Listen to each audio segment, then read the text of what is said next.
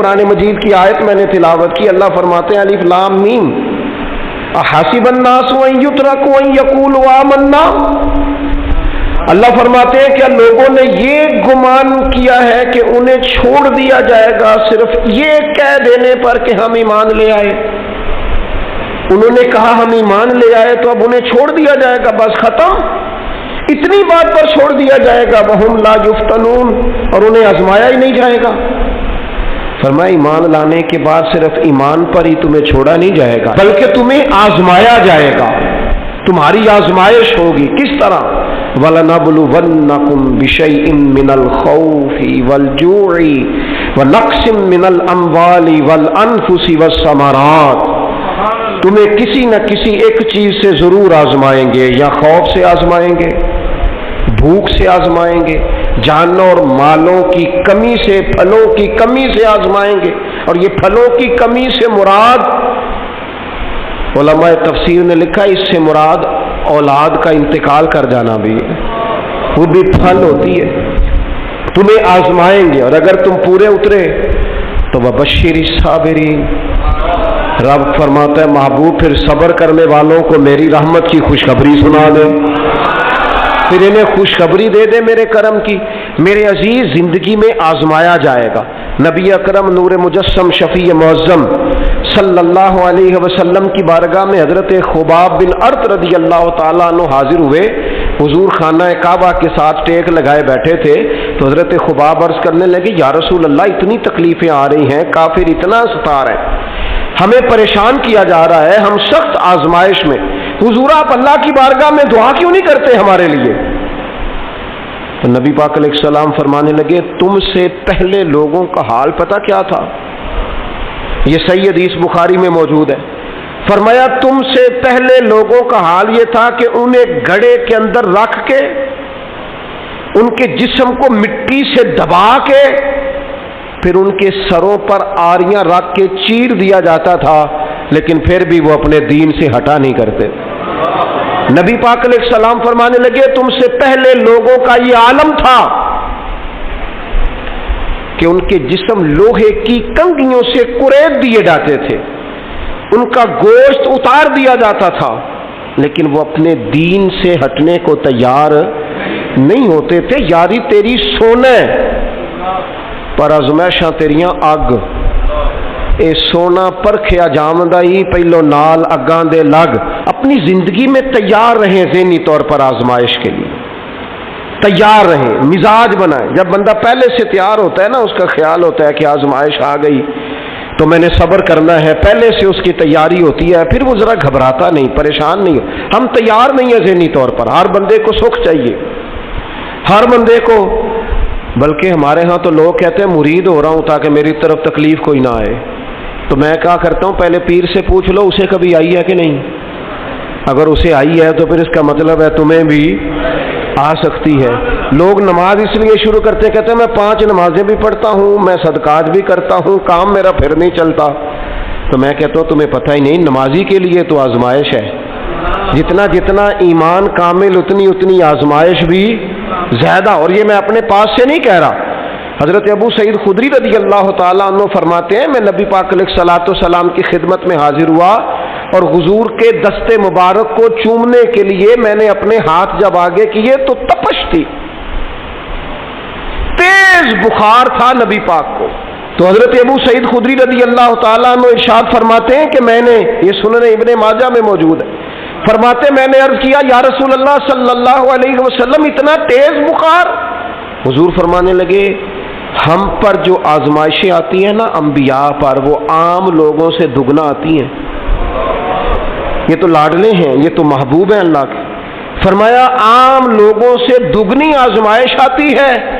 لیکن فرمایا ہمارا رب بڑا کریم ہے، ہمیں اجر بھی ڈبل ہی عطا کرتا ہے، ہمیں اجر بھی ڈبل ہی عطا کرتا ہے۔ تو حضرت ابو سعید خدری کہتے ہیں موقع اچھا تھا، میں نے ایک سوال بھی کر دیا، میں نے کہا یا رسول اللہ صلی اللہ علیہ وسلم بتائیے نا بھلا دنیا میں زیادہ آزمائشیں کن کو آتی ہیں؟ تو حضور فرمانے لگے سب سے زیادہ آزمائشیں اللہ کے انبیاء کو آتی ہیں، نبیوں کو آتی ہیں۔ حضور اس کے بعد فرمایا اس کے بعد جو ان کے زیادہ قریب ہوتا ہے اسے آتی ہیں۔ لوگ کیا سمجھیں گے امام حسن کی آزمائش کو؟ لوگ کیسے سمجھیں گے سیدنا امام حسین کی آزمائش کو؟ فرمایا جو ان کے زیادہ قریب ہوتا ہے اسے زیادہ آزمائش آتی ہے۔ تو حضور کے سب سے قریب تو امام حسن ہے نا، امام حسین ہے نا۔ تو کیا سمجھتا ہے قربت بس نسبت کے اظہار کا نام ہے اور بڑے لطف کے ساتھ زندگی گزارنے کا نام ہے؟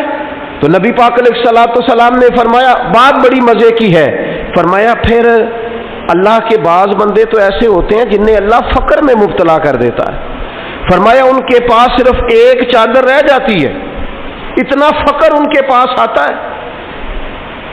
لیکن جو حدیث کے آخری لفظ ہیں نا وہ وجد والے ہیں،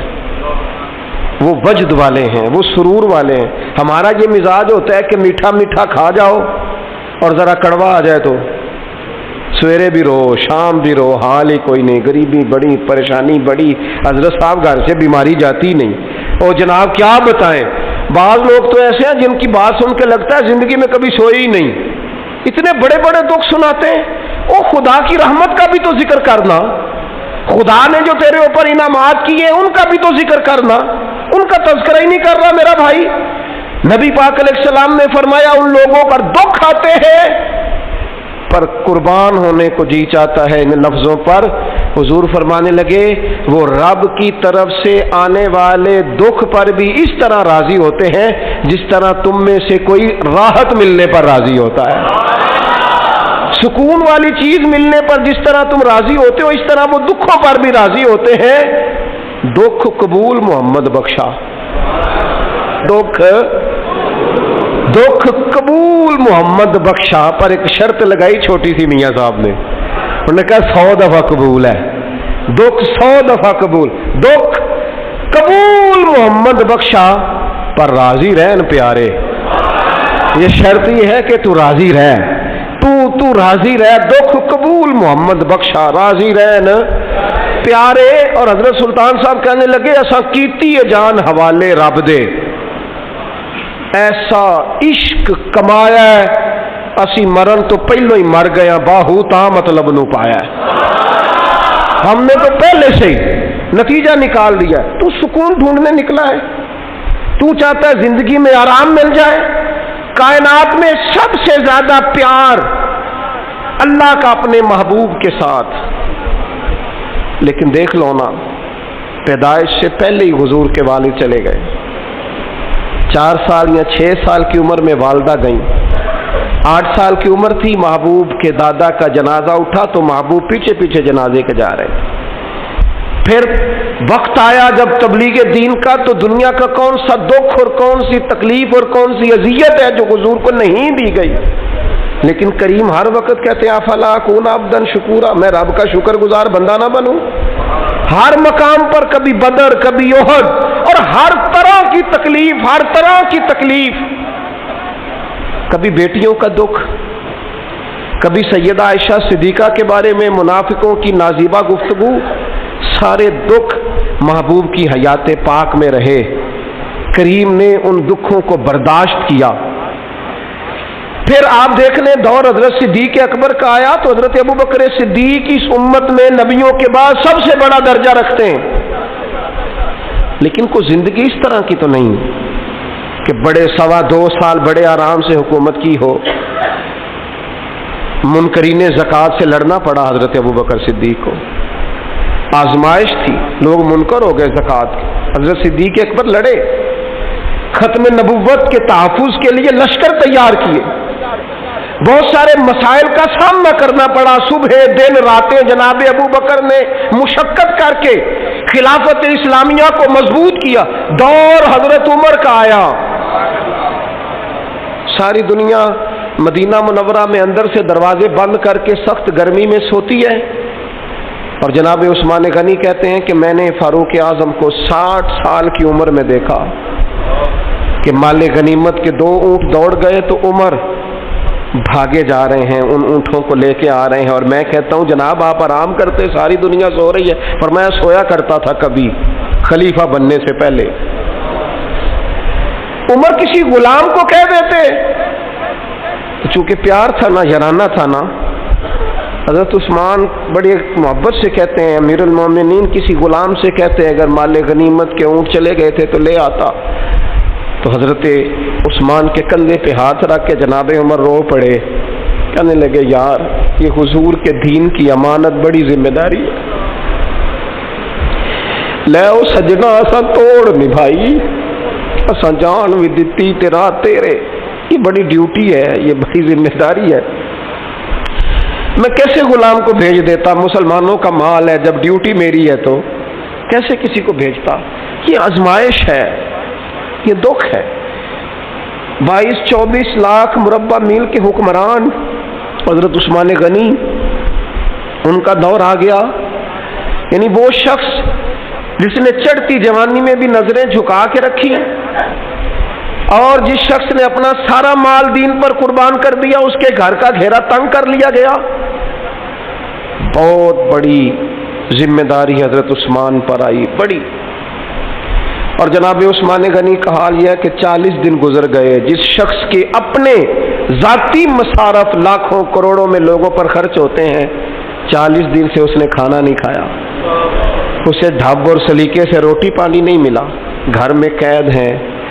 لوگوں نے کہا عثمان ہمیں اجازت دے دیں ہم لڑیں، کہنے لگے کیسے دے دوں، حضور کا مدینہ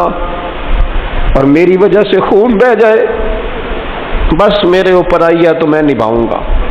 یہ ذمہ داری ہے۔ کہا پھر عثمان خلافت، فرمایا یار یہ بھی میری مجبوری ہے، میرے نبی پاک نے فرمایا تھا عثمان اللہ تمہیں قمیض پہنائے گا، لوگ اتارنا چاہیں گے، دیکھنا اتارنا نہ، وہ قمیض نہ اتارنا کیسے چھوڑ دوں۔ حضرت عثمان بھی شہید ہو گئے، جناب عمر بھی شہید ہو گئے، حضرت علی المرتضیٰ شیر خدا وہ کیا 9-10 سال کی عمر سے حضور کے ساتھ چلے، ہر غزوے میں، ہر میدان میں، ہر جہاد میں، ہر جگہ آگے آگے، ان لوگوں نے دین سے نفع نہیں لیے۔ حضرت علی المرتضیٰ شیر خدا تو کوفے کی جامع مسجد کے پاس کھڑے ہو کے کہتے تھے میری کوئی بندہ زیرہ خرید لے، امیر المومنین کہہ رہے ہیں میری طامت زیادہ پھٹ گئی ہے، اب تو پیوند لگنے کی جگہ بھی کوئی نہیں بچی، یہ زیادہ پھٹ گئی ہے، اگر مزید پیوند لگ سکتے ہوتے تو میں زیرہ نہ بیچتا، یہ میری زیرہ کوئی خرید لے، کوئی خرید لے زیرہ۔ حضرت مولا علی شیر خدا 63 سال کی عمر مبارک، اور جب کوفے میں آپ کو خنجر لگا، زخم لگا تو لوگ بیٹے کو بلاتے ہیں، آواز دیتے ہیں، لیکن جناب شیر خدا مولا علی مرتضیٰ مشکل کشا العطا حضرت علی المرتضیٰ شیر خدا زیر لب ہلکا سا مسکرائے، ادھر دیکھیے گا، اور مسکرا کے پتہ کیا فرمانے لگے، کہنے لگے فزت برب الکعبہ، لو بھائی کعبے کے رب کی قسم علی کامیاب ہو گیا ہے، کامیابی مل گئی۔ آج بات امام حسن کی آئی،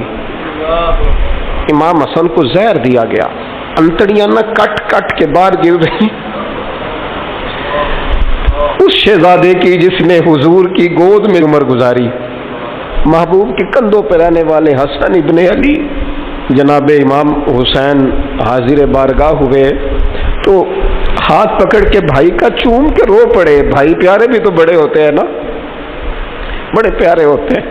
اور ان لوگوں کا منصب بڑا انوکھا ہے، شدید تکلیف ہے۔ تو امام حسین کہتے ہیں میرے بھائی حسن بتائیے آپ کو زہر کس نے دیا، رو کے پوچھتے ہیں، بھائی کا ماتھا چوم کے امام حسن رو پڑے، کہنے لگے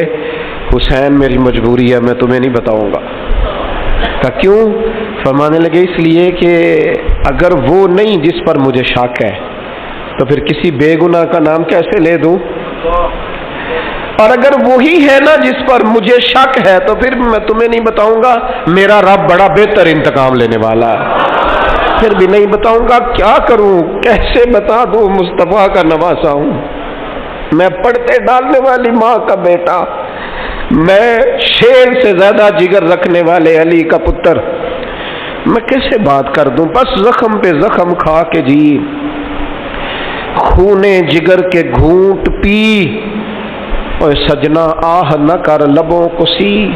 یہ عشق ہے کوئی دل لگی نہیں، میرے نبی پاک صلی اللہ تعالی علیہ وآلہ وسلم نے ارشاد فرمایا، اللہ تعالیٰ دین میں جو لوگ سخت ہوتے ہیں نا ان پر مشکلیں بھی سخت ڈالتا ہے۔ یہ حدیث پاک آپ کو مسند امام احمد بن حنبل میں ملے گی، ابن ماجہ ترمذی میں ملے گی۔ فرمایا جتنا کوئی دین میں سخت ہوتا ہے اتنی اس کی مشکلات بھی سخت ہوتی ہیں، اور جتنا کوئی نرم ہوتا ہے اتنی اس کی مشکل بھی تھوڑی ہوتی ہے۔ حسین ابن علی بڑے سخت تھے نا دین میں، جاندار تھے نا دین کے معاملے میں، اللہ نے مشکل ڈالی۔ امام علی مقام کی باری آئی، بڑی منت کی حضرت عبداللہ ابن عمر نے، رو کے کہا حسین نہ جاؤ،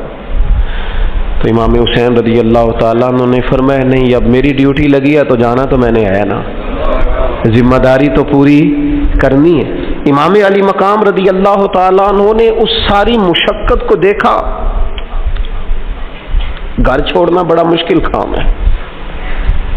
گھر چھوڑنا، جہاں انسان رہا ہوتا ہے نا والدین کے ساتھ، جہاں وقت گزارا ہوتا ہے، کبھی بندہ بوڑھا بھی ہو جائے تو خوابیں اپنے پرانے مکان کی آتی ہیں، خواب بھی کبھی آئے نا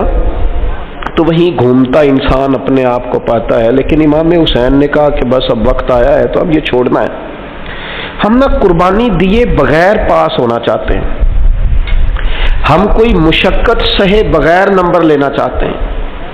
ہم کوئی کام کیے بغیر رتبہ پانا چاہتے ہیں، ایسا ہوتا نہیں نا، یہ ممکن نہیں۔ آپ تاریخ پڑھیں نا انبیاء کی، حضرت نوح علیہ السلام نے 950 سال محنت کی ہے، اور میں سورہ ہود دیکھتا ہوں تو میں وہ انداز دیکھتا ہوں جس طرح کفر ان سے بات کرتا تھا۔ بڑی جدوجہد کی حضرت نوح نے، لیکن پتہ ہے دکھ اس سے بڑا کیا دیکھا، اپنا بیٹا ہی کافر ہو گیا۔ مالک امتحان ڈالتا ہے تو بڑے بڑے، اور حضرت نوح نے اپنے بیٹے کو ڈوبتے دیکھا، کہا مالک میرا بیٹا، فرمایا نہیں یہ تیرا ہے ہی نہیں، تیرے طریقے پر نہیں تو تیرا کیسے ہوگا؟ کسی کی نسل کے لانے کے لیے تو اس کے عقیدے پر ہونا ضروری ہے، تیرا نہیں۔ حضرت نوح نے مشقت دیکھی، واتخذ اللہ ابراہیم خلیلا، ابراہیم اللہ کے پیارے ہیں نا، لیکن زندگی پوری پڑھ کے دیکھ لو، ساری کی ساری مشقت مصائب سے بھری ہوئی، آزمائشوں سے لدی ہوئی۔ کبھی انہیں قوم آگ میں ڈالتی ہے، اور کبھی 86 سال عمر ہو گئی تو اولاد کوئی نہیں، اور دعا مانگ کے رب بیٹا وہ دیتا ہے جس کی پیشانی میں نور محمدی چمکتا ہے۔ اچھا پہلے دیا نہیں، اب دیا، فلما بلغا ماہ سعیا، اور جب وہ ذرا ساتھ چلنے کے قابل ہو گیا، ہر بندہ کہتا نہیں منون خیر ہے میرا پتر جوان ہو گیا ہے، جب وہ بیٹا ساتھ چلنے کے قابل ہوا تو فرمایا ذبح کرو نا ذبح۔ تھوڑی دیر کے لیے دل پہ ہاتھ رکھ کے بتاؤ، اور بچے کو بخار چڑھ جائے تو نیند نہیں آتی، مائیں منتیں مانگتی پھرتی ہیں، روتے پھرتے ہیں باپ، بچے کی طبیعت ٹھیک نہیں، فقط بیمار ہے، اور جسے یہ کہا جائے ذبح کر۔ جناب ابراہیم تیار ہو گئے اور بیٹے کو ذبح کر دیا، چھری چلا دی۔ وہ تو مالک نے کہا کہ ابراہیم تم پر سلام ہو، تم نے اپنا خواب سچ کر دکھایا ہے۔ ساری زندگی دیکھیں نا آپ آزمائشوں سے بھری، ادھر آ جائے نا جناب ایوب ہیں، کتنے بیمار ہو گئے، کتنے بیمار ہو گئے، 12 سال گزر گئے طبیعت خراب کو، 8 دن کے بخار میں لوگوں کے شکوے، 12 سال بیت گئے، دکھ قبول محمد بخشا، بس عرض اتنی ہے کہ راضی رہن پیارے۔ آپ دیکھیں نا جناب یعقوب پیارے ہیں نا اللہ کے، لیکن آدھی زندگی روتے گزر گئی بیٹے کی یاد۔ جناب یوسف پیارے ہیں نا، سونا بنا کے نا، اور باپ کا لاڈلا بنا کے نا، محبت پوری کرا کے، پیار پورا۔ یا بنی لا تقصص رؤیاک علی اخوتک فیکیدوا لک کیدا ان الشیطان للانسان عدو مبین۔ او میرے بیٹے بھائیوں سے بات نہ کرنا ورنہ وہ کچھ چال چلیں گے، شیطان آدمی کا کھلا دشمن ہے۔ اتنا دنیا میں پیارا بچہ اور اس وقت کوئی نہیں تھا جتنے جناب یوسف ہیں، پر یوسف کبھی بھائیوں کی مار کھائیں، کبھی کنویں میں جائیں، کریم کا کرم ہے نا، کنویں میں پھینکے تو بچا لیں، لیکن وہاں سے نکلے تو پھر وہ بکے، پھر کبھی یہاں بکے، کبھی مصر کے بازار میں بکے۔ او یار تو غور تو کر، وہی جناب یوسف اللہ کے پیغمبر پھر جیل جائے، ساری تکلیفیں سہ کے فرمایا لو یوسف اب میں تمہیں مصر کا بادشاہ بناتا ہوں۔ آپ جس کی بھی تاریخ ٹٹول کے لائیں گے نا وہ آزمائشوں والی والا نَبْلُوَنَّكُمْ بِشَيْءٍ مِّنَ الْخَوْفِ، ہم ضرور تمہیں آزمائیں گے۔ امام حسین کی باری آئی، وطن چھوڑنا ہے حسین کو۔ امام علی مقام نے کہا کہ ہجرت کی تھی نا، حضور نے بھی وطن چھوڑا تھا۔ دور کھڑے ہیں نانا تیرے کرم کے خزینے کی خیر ہو، میں جا رہا ہوں تیرے مدینے کی خیر ہو۔ پھر حسین ابن علی وہاں سے نکلے، بچے ساتھ، ڈٹنا پڑا، بھوک پیاس، بچوں کا ساتھ، پھر بچوں کی شہادتیں، یہ ساری چیزیں انسان کو کمزور کر دیتی ہیں نا، لیکن جس کی شان بڑی ہوتی ہے اس کی آزمائش بھی بڑی ہوتی ہے۔ چھوٹی چھوٹی باتوں سے گھبرا جانے والی امت، ذرا ذرا سی بات پر پریشان ہو جانے والے لوگ، لڑکھڑاتے قدم، الجھے خیالات، بے چینیاں، بے قراریاں، بہتے آنسو اور ہر وقت مظلومیت کا اظہار کرتی قوم اگر اپنے قدموں پہ کھڑا ہونا چاہتی ہے، امت اگر پھر سے امت سازی چاہتی ہے، امت اگر کھڑے ہو کے اور اللہ کی عطا پر راضی رہ کر اپنی زندگی گزارنا چاہتی ہے، ایک ہی فارمولہ ہے، اس قوم کو امام حسین کی سیرت سے آگاہ کر دو، اس امت کو نبی پاک کے شانوں والے نواسے کی عظمتیں بتا دو۔ یہ جو لوگ سہمے سہمے، ڈرے ڈرے سے، پریشان سے، کمزور سے، غریبی کی بات کرتے، دیہاتی ہونے کی بات کرتے، سہمی سہمی باتیں کرتے، انہیں کہو ڈرو نا، وہ دیکھو پردیس میں حسین ابن علی تھوڑی دیر پہلے حضرت علی اکبر کی لاش مبارک اٹھا کے لائے ہیں اور لا کر کے خیمے میں رکھی ہے، لیکن انہیں پتا ہے کل بھی تو جانا ہے نا، انہیں پتا ہے نا کتنے کو سال جینا ہے، بالآخر جانا تو ہے نا۔ جس دھج سے کوئی مقتل میں گیا وہ شان سلامت رہتی ہے، اس جان کی کوئی بات نہیں، یہ جان تو آنی جانی ہے، موت بستر پہ بھی آ جایا کرتی ہے، لیکن جو میدانوں میں ڈٹ کے رہتے ہیں ان کو تاریخ ذرا زندہ رکھا کرتی ہے۔ کمزور زندگی نہ گزارو، ڈری ہوئی زندگی نہ گزارو، اور یہ کبھی نہ کہو ہائے حسین، ہم ہائے حسین والے نہیں، ہم واہ حسین والے ہیں۔ ہمارے بزرگوں نے ہمیں یہ سبق دیا ہے، ہم نے کہنا ہے واہ حسین، کیا کمال کر دی امام علی مقام نے، واہ حسین آپ کی عظمت پہ قربان۔ اتنے سارے دکھوں کے باوجود جب شانوں والے نانا کا شانوں والا پوتا، عظمتوں والی ماں کا عظمتوں والا بیٹا، جرت مند باپ کا بیٹا میدان میں نکلنے لگا ہے تو ڈرا ڈرا، سہما سہما، رو کے، دلاسے دے کے، آنسو پوچھ کے نہیں، بلکہ امام حسین نے ڈٹ کے کھڑے ہو کے وہ امامہ سر پہ باندھا جو محمد عربی نے عطا فرمایا تھا، وہ جبہ پہنا جو نانا نے دیا تھا، وہ تلوار پکڑی جو شیر خدا مولا علی پکڑتے تھے، اور حسین میتوں کے باوجود میدان میں آئے، فرمایا سامنے کھڑے ہو جاؤ، تمہیں خطبہ دینا ہے، اس لیے کہ محمد عربی کا طریقہ ہے جمعے والے دن خطبہ دیا جاتا ہے۔ پورے وثوق سے اتمام حجت کیا، اور حسین ابن علی ایسے تو نہیں تھے کہ ڈرے بڑا تھے تو ان سے تلوار نہیں چلی، انہوں نے تلوار چلائی، جو ایک ایک دو دو کر کے آتے رہے وہ کٹتے رہے، وہ کٹتے رہے، پھر آواز ایک گونجی پیچھے سے، وہ اکیلے اکیلے کیوں جاتے ہو، تمہیں پتہ ہے علی کا بیٹا ہے، علی کا گھر تو وہ گھر ہے کہ جس گھر کا ہر ایک بچہ جسے دیکھو وہی شیر خدا معلوم ہوتا ہے۔ اکیلے اکیلے جاؤ گے تو تم چہرے کی روشنی نہیں دیکھ رہے، آنکھوں کی سرخی نہیں دیکھ رہے، مزاج کا ولولہ نہیں دیکھ رہے، طبیعت کا باغ پن نہیں دیکھ رہے، اور جوانی میں شہادت کی لذت سے آشنا محمد کا نواسا نہیں دیکھ رہے، ذرا مل کے جاؤ، ہاں ہاں حسین ابن علی شہید ہوئے ہیں پر شان و شوکت کے ساتھ، ہاں ہاں حسین ابن علی دنیا سے تشریف لے گئے ہیں پر عزت وقار اور عظمت کے ساتھ، ہاں حسین ابن علی کا سر کٹا ہے، مخالف نے تو اپنی طرف سے نیزے کی نوک پہ چڑھایا تھا پر حسین کا سر بول بول کے کہہ رہا تھا دیکھ لو میں کٹ بھی گیا ہوں پھر بھی سب سے اونچا ہوں، وہ دیکھو میں سب سے اونچا اونچا ہوں، سب سے اونچا ہوں میں۔ اے حسین ابن علی، نازش آل نبی تم پر سلام، اے حسین ابن علی تم پر سلام، نازش آل نبی تم پر سلام۔ کسی نے ایک بات کی تھی، اس نے حد کر دی، اس نے کہا مورخ تو کتنا کو لکھے گا، خطیب تو کتنا کو واز کرے گا، اور مصنف تو حسین ابن علی کی شان میں کہاں تک بات کرے گا؟ تو میرے امام کا باکپن، ان کی جرت، ان کی طاقت، ان کی ہمت، ان کا کمال، ان کا صبر، ان کی استقامت، ان کا حوصلہ، ان کی جواں مردی، ان کی ہمت کتنی کو بیان کرے گا؟ تو رہنے دے۔ اس نے کہا پھر کیوں رہنے دوں؟ کہنے لگے حسین ابن علی کی شان رفعت کوئی کیا جانے، یہ حسن جانے۔ حسین ابن علی کی شان رفعت کوئی کیا جانے، یہ حسن جانے، یہ علی جانے،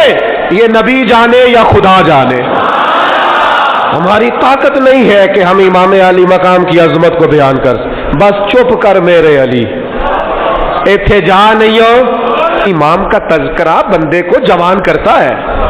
باہمت کرتا ہے، جینے کا حوصلہ دیتا ہے، میدانوں میں کھڑا کرتا ہے۔ وہی ہے تیرے زمانے کا امام برحق، جو تجھے حاضر و موجود سے بیزار کرے اور موت کی شکل میں دکھلا کے تجھے جلوہ یار زندگی تیرے لیے اور بھی دشوار کرے۔ اور پلٹنا، جھپٹنا، جھپٹ کر پلٹنا، یہ لہو گرم رکھنے کا ہے ایک بہانہ۔ لہذا طاقتور بنو، باہمت بنو، کربلا کے واقعے سے طاقت حاصل کرو۔ پھر کہتا ہوں ہم ہائے حسین والے نہیں، ہم تو واہ حسین والے ہیں۔ ہمارا کہنا ہے کہ واہ حسین، اے حسین ابن علی تم پر سلام، نازش آل نبی تم پر سلام۔ ہم کہہ رہے واہ حسین، واہ حسین، واہ حسین، واہ حسین، یا حسین، واہ حسین، یا حسین، واہ حسین، واہ حسین، یا حسین، واہ حسین۔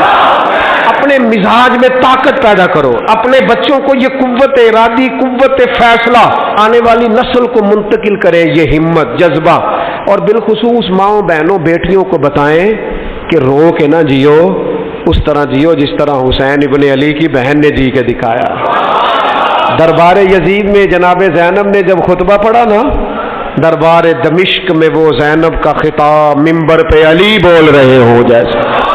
انہیں کہو کہ ذرا تھوڑا باہمت وقت گزاریں، باہمت، کہیں نہیں ڈگمگائی میرے امام کی بہن، کہیں کمزور نہیں پڑی، طاقت، ہمت۔